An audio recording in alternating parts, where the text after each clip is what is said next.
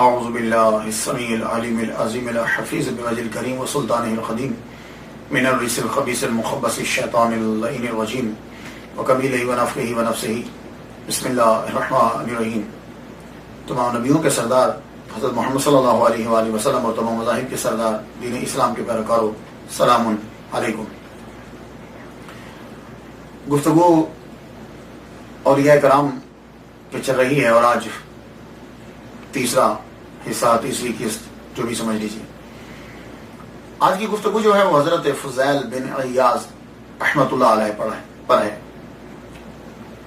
نام ان کا فضیل اور والد گرامی کا نام عیاض اور دادا کا نام مسعود۔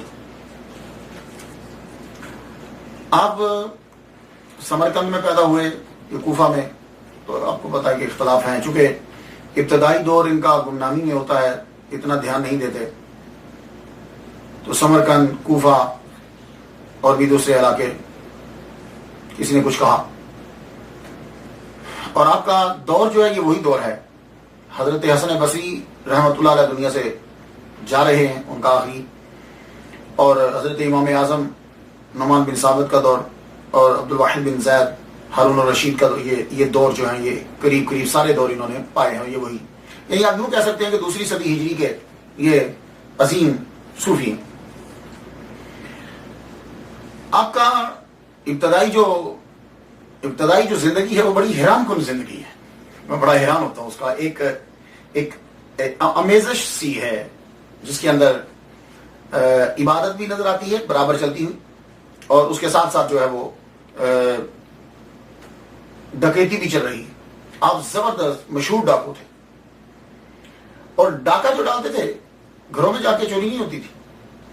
سیریا، شام جو ہے، سیریا اور خراسان، اس کے ہائی وے پہ ڈاکہ ڈالتے تھے، چھپ کے، کئی لوگوں کے گھروں میں چوری نہیں، ہائی وے کے اوپر کاروان لوٹے جاتے تھے۔ لیکن میں پڑھتا ہوں تو حیران ہو جاتا ہوں، ڈاکہ ڈالنا ہے یہ کام ہے، لیکن نماز باجماعت ہوگی، نوافل مکمل پڑھے جائیں گے، روزے رکھتے ہیں، بلکہ جو جماعت کے ساتھ نماز نہیں پڑھتا ناراض ہو جاتے ہیں۔ اور اصول یہ بنایا ہے کہ عورت کو لوٹا نہیں جائے گا، اور جس قافلے میں عورت ہوگی اس قافلے کو بھی نہیں لوٹا جائے گا۔ یعنی اصول دیکھ رہے ہیں آپ کہ عورت کو نہیں لوٹیں گے، اس کا انکور نہیں کرنا، اسے ہاتھ تک نہیں لگانا، اور اگر قافلے میں عورت ہے تو پورا قافلہ ہی چھوڑ دیا جائے گا۔ اور پھر جسے لوٹتے اس کا نام لکھا جاتا کہ تمہارا نام کیا ہے، رہتے کہاں، اور پھر لکھا جاتا کہ اس بندے سے کیا مال لوٹا گیا، اور پھر جس سے مال لوٹتے اسے تھوڑا سا مال واپس دے دیتے۔ کیوں؟ کہ اس کا ڈیسٹینیشن ابھی دور ہے، تو وہ اپنے ڈیسٹینیشن پہ، اپنے سفر پہ وہ پہنچ پائے۔ اور پھر غریب کو نہیں لوٹتے تھے، عالم دین کو نہیں لوٹتے تھے، اور جو آدمی مال رکھ جاتا تھا ان کے پاس اس کا مال نہیں لوٹتے تھے۔ یہ اصول جب میں دیکھتا ہوں میں بڑا حیران ہوتا ہوں، تو مجھے یوں محسوس ہوتا ہے کہ جیسے یہ غریبوں کو لوٹتے ہی نہیں تھے، امیروں کو صرف لوٹتے تھے۔ اب بتائیے آپ کو کہ کوئی ایسا قافلہ ہوتا ہوگا کہ جس میں عورتیں نہ ہوں؟ تو ان کا یہ اصول تھا کہ جس قافلے میں عورت ہے اسے لوٹنا نہیں، تو معلوم ہوا کہ تعداد اور کم ہو گئی، اور پھر غریب کو نہیں لوٹنا، تعداد اور کم ہو گئی، پھر لوگوں کو مال جو ہے وہ اتنا دینا ہے تو اپنے ڈیسٹینیشن پر پہنچ جائیں، مال کم ہو گیا، اور پھر یہ ہے کہ اس کا نام لکھ لینا ہے۔ ایک دفعہ ایک آدمی نے پوچھ لیا، فضیل بن عیاض سے پوچھ لیا، کہنے لگے یار میری انویسٹیگیشن کے مطابق نماز بھی پڑھتے ہو، روزہ بھی رکھتے ہو، نوافل بھی پڑھتے ہو، تو یہ ساتھ میں ڈاکہ کیا ہے، یہ سلسلہ کیوں چل رہا ہے؟ تو آپ نے پھر آیت پڑھی،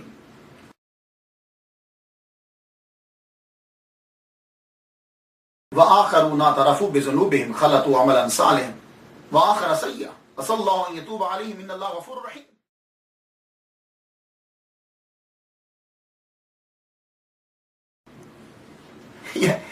میں جب پڑھتا ہوں تو حیران ہوتا ہوں کہ اس دور کے لوگ جو عام کامن لوگ ہیں، ان کی آیات قرآنی اور حدیث کے اوپر کتنی نظر ہے کہ ان کا عام جتنا آج پڑھنے کے بعد حاصل ہوتا ہے وہ لوگ عام طور پر جانتے تھے.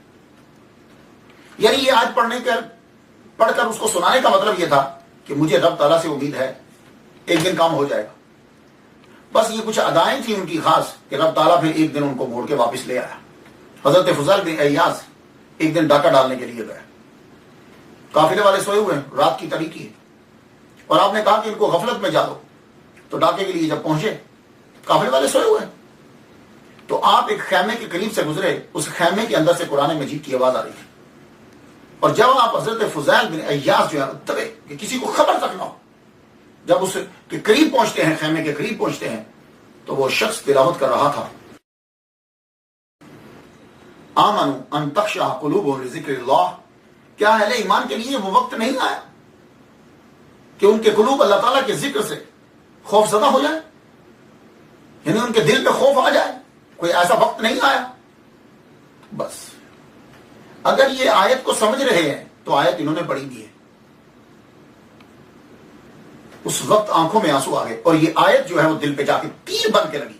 اور تو جب دل پہ تیر لگتا ہے نا تو پھر جو خون نکلتا ہے اس کا نام آنسو ہے. یہ یاد رکھیے، جب دل پہ تیر لگتا ہے تو وہاں سے جو آنسو نکلتا ہے، جو خون نکلتا ہے اس کو آنسو کہتے ہیں. وہ آنکھوں سے نکلتا ہے، آنکھوں سے آنسو نکلتا ہے.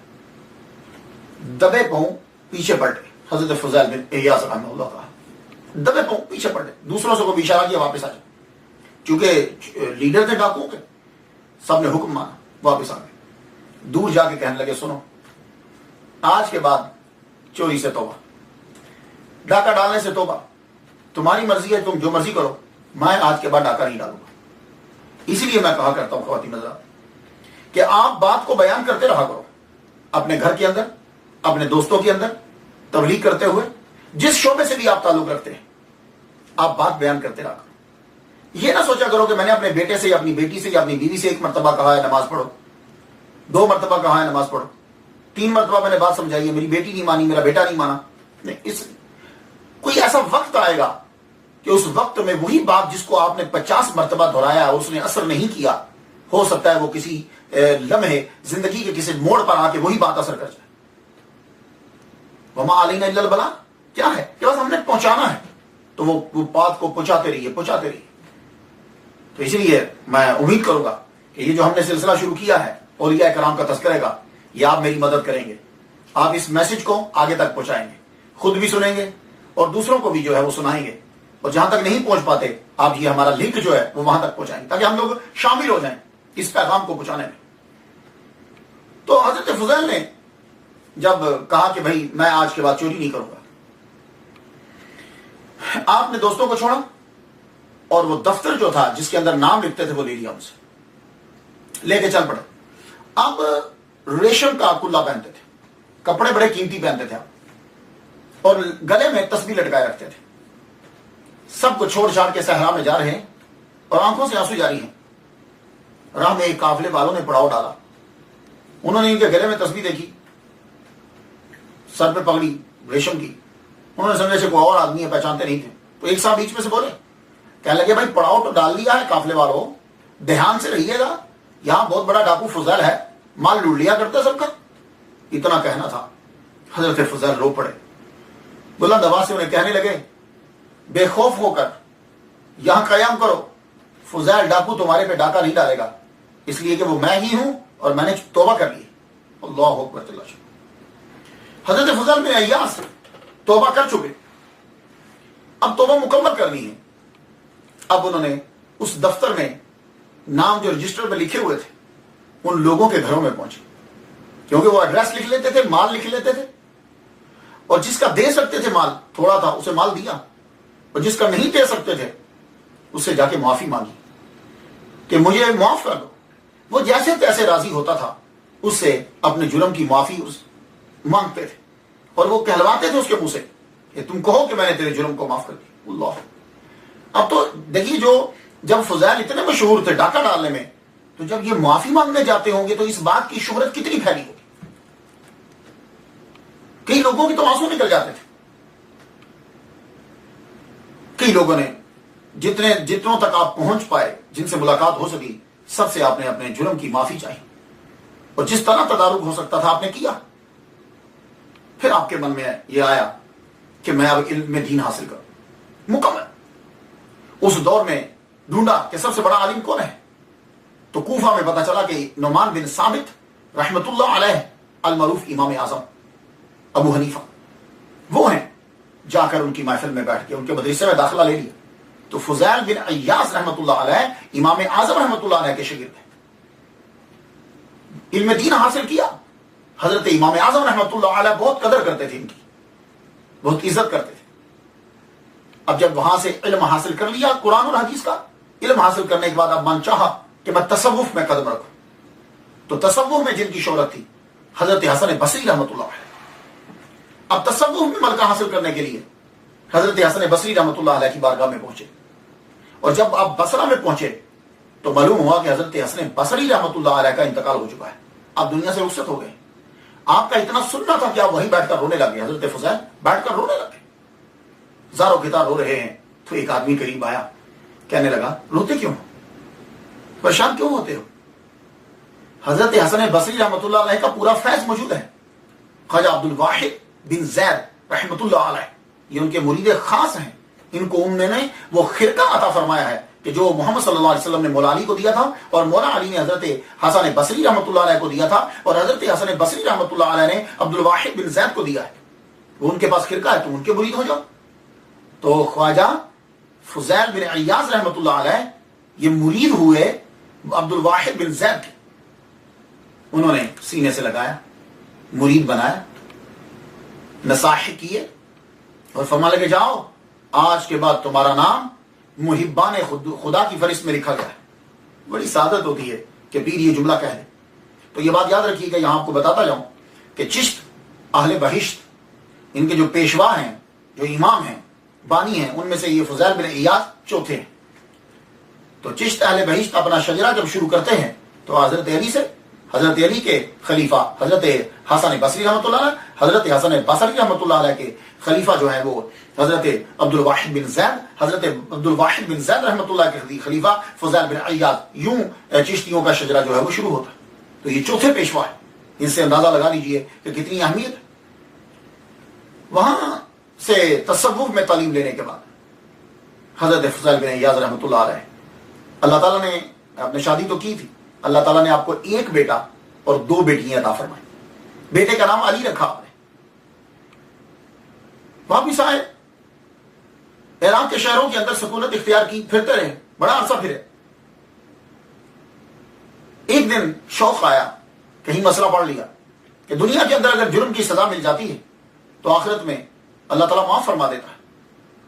تو اپنے مرید ایک سے کہتے ہیں جاؤ مجھے امیر شہر کے پاس لے جاؤ کہ وہ میرے جرموں کی مجھ پہ حد جاری کر دے, اللہ حد نافذ کر دے تاکہ میں پاک ہو جاؤں.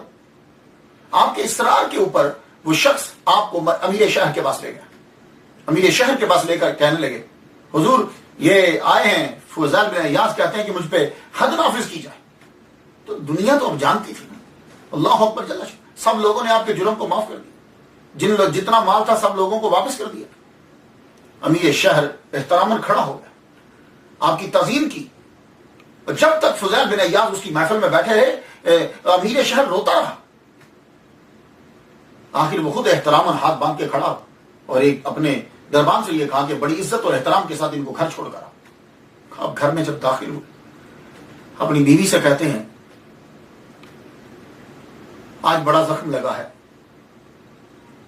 چلو اب میں یہاں نہیں رہنا چاہتا, میں یہاں سے چلا جاتا ہوں, میں مکہ جا رہا ہوں, تم میرے ساتھ چلتی ہو تو فابیا, لیکن کہو نہیں جانا چاہتی میں تمہیں طلاق دے دیتا ہوں. بیوی کہنے لگی مرتے دم تک آپ کے ساتھ رہوں گی. اپنی بیٹیوں کو اب لے کے وہاں سے چلے روانہ ہو. خانہ کعبہ میں پہنچ کے خانہ کعبہ کی مجاورت اختیار کر لیا آپ نے. خانہ کعبہ ہے وہ چاہے زمزم کے پاس بیٹھتے, وہاں سے پانی نکال کے حاجیوں کو پلاتے, پانی نکال کے لوگوں کو پلاتے, اور یوں آپ کا گزر بس جو ہے وہ آپ کی ہوتی رہتی. تصوف میں مشہور ہوئے, حج کرنے کے لیے لوگ آتے, آپ کی زیارت کرتے, شوق, سب لوگ آپ کو عزت و احترام کی نگاہ سے دیکھتے, لیکن آپ کسی سے نہیں ملتے. زیادہ تر وقت جو ہے وہ کیا کرتے, آپ کمرے کے اندر ہی گزارتے. میں کسی سے ملتے دعا یہی کرتے رہتے میں بیمار ہو جاؤں تاکہ باہر جانا نہ پڑے مجھے. رات آتی تو خوش ہو جاتے کہ اب لوگ مجھے ملنے کے لیے نہیں آئیں گے. ایک دن کیا ہوا, عبادت فرما رہے ہیں کہ کمرے کا دروازہ کھٹکھٹایا. حج کا موسم. پوچھتے ہیں کون؟ آپ اندر قرآن مجید کی تلاوت کر رہے ہیں. پوچھا کون؟ کہا امیر المومنین ہارون الرشید آئے ہیں.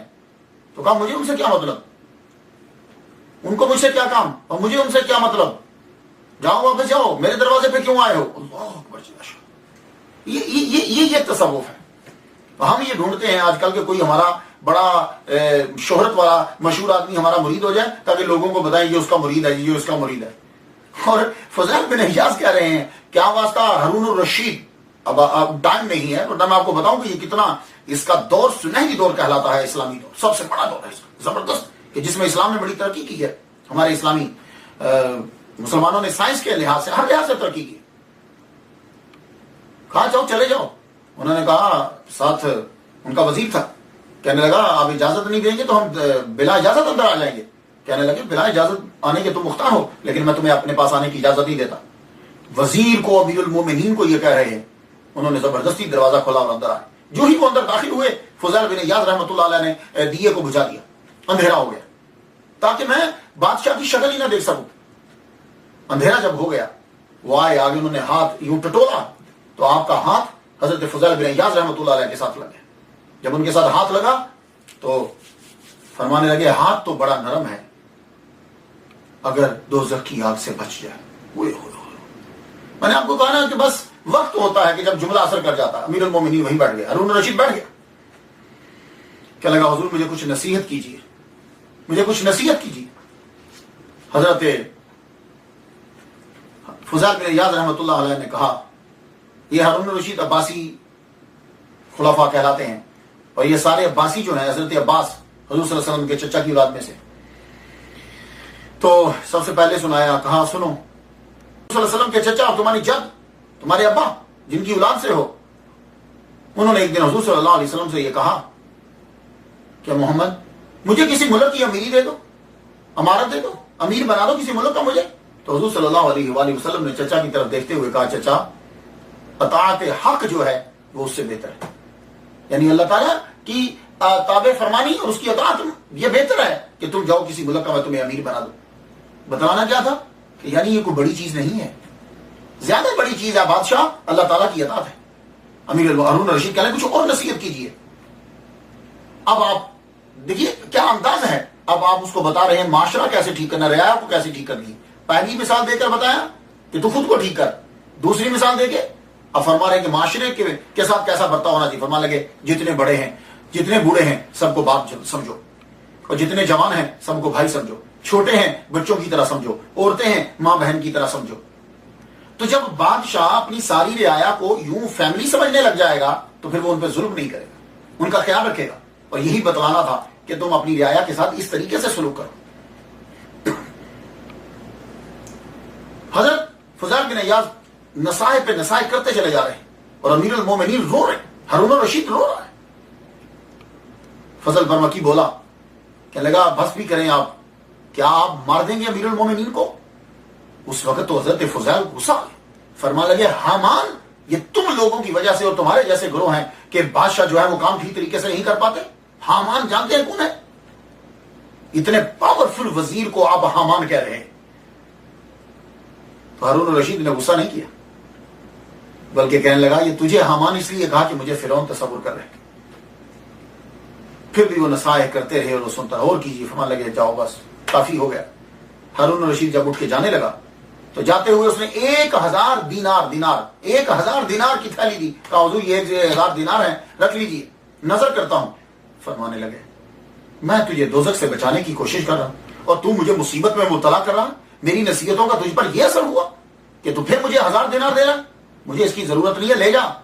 ہارون الرشید سمجھا کہ شاید انہیں شک ہوگا کہ میں نے عوام کا پیسہ اکٹھا کیا ہے. تو ہارون الرشید کہنے لگا یہ عوام کا اکٹھا کیا ہوا پیسہ نہیں ہے, یہ میری ماں سے مجھے ورثے میں ملا تھا, یہ میری ماں سے ملا, مجھے حلال ہے. فرمانے لگے میں اس کا مستحق ہی نہیں, جاؤ مستحقین میں. اللہ اکبر. یہ ہے تصوف, یہ ہے تصوف. اس لیے ہم ولی اللہ اولیاء کرام کے تذکرے کرتے ہیں, ان کو پوچھتے نہیں ہیں ان کی باتوں. آج میں پڑھ رہا تھا اسٹڈی کرتے ہوئے مسجد کے اندر, میری آنکھوں سے آنسو جاری تھے. حضرت ابراہیم بن ادم کا میں قصہ پڑھ رہا تھا جب ان کا بیٹا ان سے ملا. انشاءاللہ ہم بیان کریں گے اگلی قسط میں.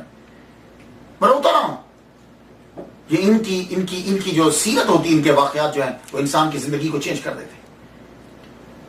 30 سال تک حضرت فضیل بن عیاض رحمۃ اللہ علیہ نہیں ہنسے. 30 سال تک. تھوڑا عرصہ نہیں ہوتا.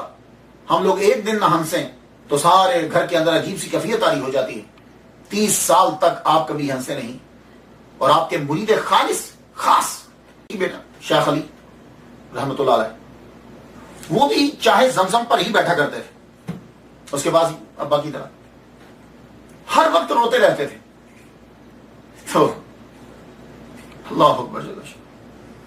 ایک مرتبہ اتنے کمزور ہو چکے, چاہے زمزم کے پاس ہی بیٹھے ہوئے, کوئی صاحب قریب سے گزرے, سورہ ابراہیم کی آیت جو ہے وہ پڑھتے, وَتَرَى الْمُجْرِمِينَ يَوْمَئِذٍ 49 ہے یہ سورہ ابراہیم کی. وَتَرَى الْمُجْرِمِينَ, تو دیکھے گا مجرموں کو. بس اتنا تھا کہ آپ کے بیٹے صاحبزادے اسی وقت گریہ زاری شروع ہوئی اور اسی کے اندر آپ کا انتقال ہو, چاہے زمزم کے پاس ہی انتقال ہو. اللہ, اکلوتا بیٹا انتقال ہو گیا تو آپ ہنسے. 30 سال کے بعد بیٹے کے مرنے پر ہنسے. سب لوگ بیٹے کے مرنے پر روتے ہیں, اور وہ بھی اکلوتا ہو, بندے کو ہوش نہیں آتی, اپنے بیٹے کے مرنے پر ہنسے. اللہ اکبر جل شانہ.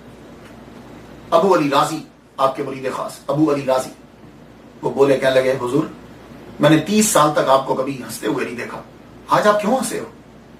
اور یہ جملہ سننا, جو جملہ انہوں نے سنا اور انہوں نے سنایا, آپ لوگ بھی سن لیجئے. اور یہی ٹائٹل ہے, یہی جملہ ٹائٹل ہے آج کا. ہر جملہ کوئی نہ کوئی ٹائٹل ہوتا ہے, یہ جملہ ٹائٹل ہے.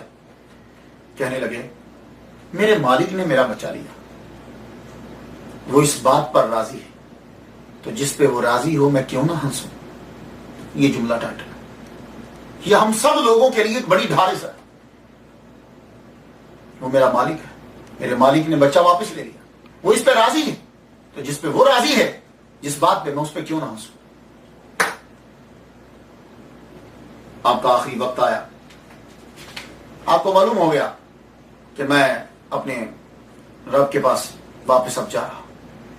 تصوف کے اندر تنہائی, اسے تنہائی جس چیز سے تنہائی ملتی ہے اس چیز کو پسند کرتے ہیں. رات کو بڑا خوش ہوتے ہیں, رات آ گئی نا, تنہائی. اور حضور صلی اللہ علیہ وآلہ وسلم کی سنن کے پابند. ایک مرتبہ وضو فرمایا, تو وضو کے اندر آپ کو معلوم ہے نا کہ ہر عضو کو 3 مرتبہ دھونا ہوتا ہے, یہ سنت ہے. ہاتھ دھونے ہیں تو 3 مرتبہ, کلی کرنی تو 3 مرتبہ, ناک میں پانی ڈالنا 3 مرتبہ. اس دن کیا ہوا کہ بازو دھوتے ہوئے 2 بار دھو دیا, 2 بار بازو دھویا, تیسری مرتبہ نہیں دھویا اور سو گئے. سرکار صلی اللہ علیہ وآلہ وسلم خواب میں تشریف لائے. کہنے لگے, فضیل آج تو نے بازو 2 بار دھویا ہے, 1 بار نہیں دھویا, بھول گیا تو. محمد صلی اللہ علیہ وسلم کی کتنی نظر ہے اپنے امتیوں. کیا آپ کو یہ بھی پتا ہے کہ 2 بار دھویا بازو, 3 بار نہیں دھویا. اللہ اکبر جل شانہ. اپنی بیوی کو بلا کے وصیت کی جب دنیا سے جا رہے ہیں. کہنے لگے, اب میں جانے لگا ہوں, یہ میری 2 بیٹی ہیں, تو پتا کیا کرنا, جب مجھے دفنا لیا جائے تو اب دونوں بیٹیوں کو لے کر کوہ ابو قبیس پہ چڑھ جانا.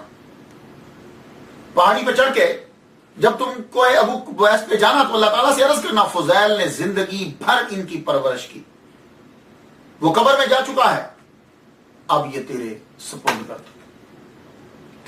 کرتی ہے. ابھی وہ یہ جملے پورے کر نہیں پائی تھی کہ نیچے سے سلطان یمن گزرا. سلطان یمن نے جب دیکھا, دونوں بیٹیوں کو اپنی کفالت میں لیا اور بیٹیوں کی ماں کی اجازت سے دونوں لڑکیوں کی شادی اپنے دونوں بیٹوں کو کر. یہاں ایک جملہ عرض کر جاؤں, یہ جملہ ضرور بتائیے گا, سب لوگوں کو بتائیے, جو بندہ سن رہے گا یہ جملہ ضرور بتانا. فضیل کیا کرتے تھے ڈاکہ ڈالتے ہوئے؟ عورت کو ہاتھ نہیں لگاتے تھے, اور جس قافلے میں عورت ہوتی تھی اس قافلے کو نہیں لوٹتے تھے. اور جس نے زندگی بھر دوسروں کی عورتوں کی عزت کی, خدا تعالیٰ نے اس کی بچیوں کی بھی عزت کی, کہ ان کو رسوا نہیں کیا, سلطان یمن کے بیٹوں سے ان کی جا کے شادی ہوئی. تو اس لیے دوسروں کی بچیوں کی عزت کریں گے تو ہماری بیٹیوں کی بھی عزت ہوگی. آپ وفات پا گئے, معلوم ہے آپ کی قبر کیا ہے؟ قبر کہاں ہے؟ حضرت فضیل بن ایاز رحمۃ اللہ علیہ کی قبر مکہ مکرمہ میں ہے. کہاں؟ جہاں حضرت بی بی خدیجہ رضی اللہ تعالی عنہا کی قبر ہے, اس قبرستان میں ان کے قریب ان کی قبر ہے. بعض نے کہا 3 ربیع الاول کو دنیا سے رخصت ہوئے, اور بعض نے کہا محرم الحرام کو دنیا سے رخصت ہوئے. 187 ہجری کے اندر دنیا سے یہ تشریف لے کر گئے. اللہ تعالیٰ ان پر مزید رحمتیں نشاور فرمائے اور ہماری حاضری جو ہے وہ قبول کرے. اجازت دیجیے, وآخر دعوانا ان الحمدللہ رب العالمین.